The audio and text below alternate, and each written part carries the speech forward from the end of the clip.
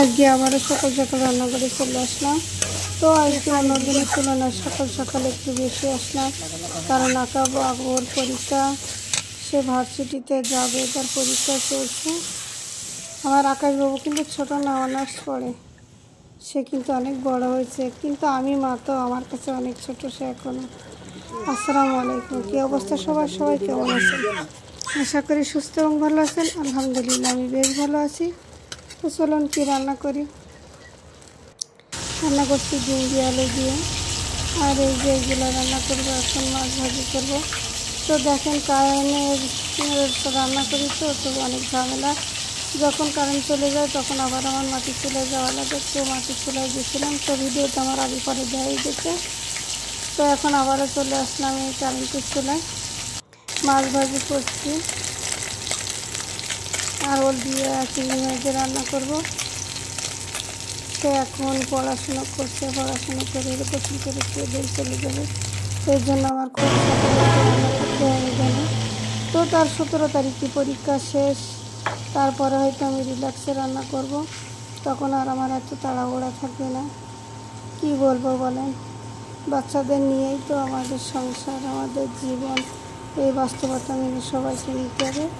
আর যেহেতু মেয়ে আমরা, রান্নাঘর তো ছাড়াই যাবে না। সব চাকরিতে রিটায়ারমেন্ট হলে রান্নার চাকরিতে কোনো রিটায়ার নেই, এটা সারা জীবন করা লাগবে।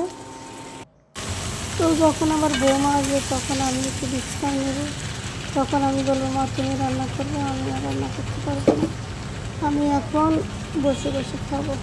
আকাশবাবুকে কালকে বলছিলাম যে আব্বু আমি তোমার কত খেয়াল করি, কত ভালোবাসি, তুমি যখন বিয়ে করবো, আমি যখন বয়স হয়ে যাবো আমার, তখন তুমি আমার এমন আদর করবা, এমন খেয়াল রাখবা? কাছে আম্মু অবশ্যই, আলহামদুলিল্লাহ, তুমি দোয়া করো যেন আমি তোমার সারা জীবন খেয়াল রাখতে পারি।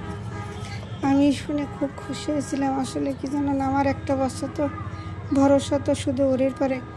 মানুষ বলে না ভাগ্য কখনো খারাপ হয় না, ভুল মানুষের কাছে যদি ভরসা করা যায় তো তখনই ভাগ্য খারাপ হয়, এর আগে কিন্তু ভাগ্য খারাপ হয় না। তো আমি আর কি ভাগ্য দোষ দেবো বলেন, আমার নিজের ইচ্ছাই তো আমি আর বাচ্চা নেয়নি। আল্লাহ পাকের দেওয়ার ইচ্ছা ছিল কিন্তু আমি তো নেয়নি, কারণ আমার একটা বাচ্চা পছন্দ। তো কারোর দোষ নাই এখানে, আমার নিজের দোষ। তো দেখেন কথা বলতে বলতে আমি আবার ভাতও বসাইছি পাশে। তো ভাতের ভিডিও তো বেশি দেওয়া হয় না, আজকে দিলাম ভাতের ভিডিও। দেখেন পাশে ডিম আর ভাত রান্না করছি, অনেক ভাত রান্না করতে দেখি, 2 পট চাউল দিয়েছি। সবাই ভালো থাকবেন, সুস্থ থাকবেন। আজকের মতো এখানে বিদায় নিলাম, আল্লাহ হাফেজ।